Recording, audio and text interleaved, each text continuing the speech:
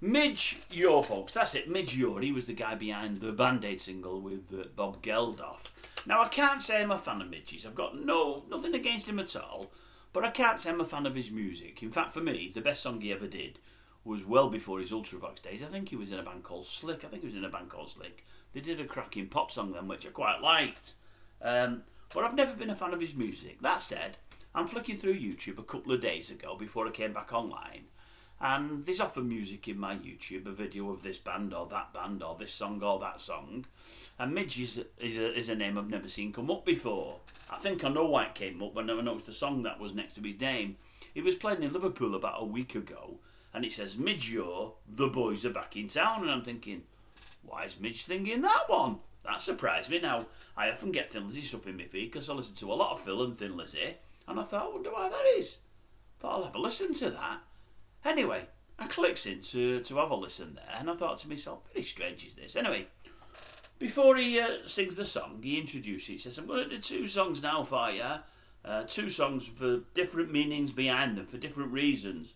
The first one I'm going to do has been done originally by a very good friend of mine, a guy called Phil Linnett from Thin Lizzy. It's called The Boys Are Back in Town. He said, now, the reason I'm going to do this, he said, to be honest with you, he said, one of the big regrets of my life is that we didn't get Phil on the Live Aid bill. He should have been on the Live Aid bill and wasn't. I think, had he have been, I think he'd have put the band back together, and it may ultimately have saved him.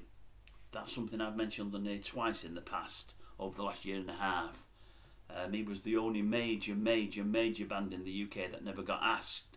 Now, at the time, they were all fractured. I mean, Phil was in a bad way with drugs and whatever else. He was struggling.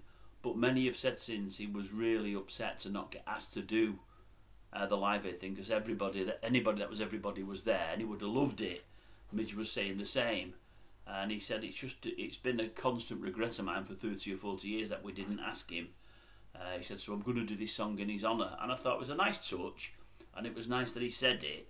But I thought, Midge, why the bloody hell did you not ask him?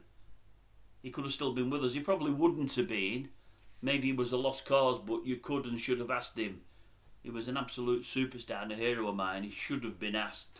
There were plenty on that bill that couldn't lace Phil's shoes. I'm telling you that now. He was fantastic, was Philip Lynott, however you want to pronounce it.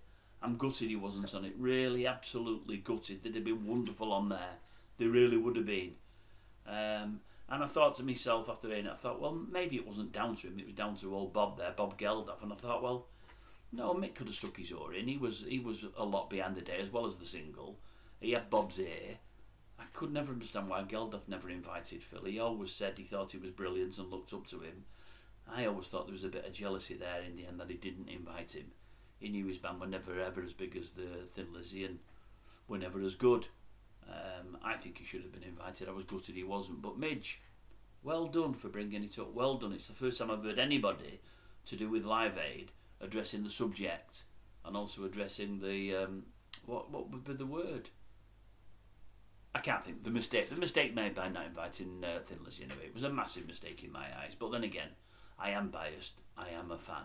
Right, I'll leave that one with you. And by the way, listen to the song. It wasn't that bad. It was better than I thought it would have been. Well, listen to a minute and a half of it. He's no Phil Linnett. Listen to a minute and a half. It wasn't that bad, Midge. So, anyway, well done for thinking of old Philip. Much appreciated.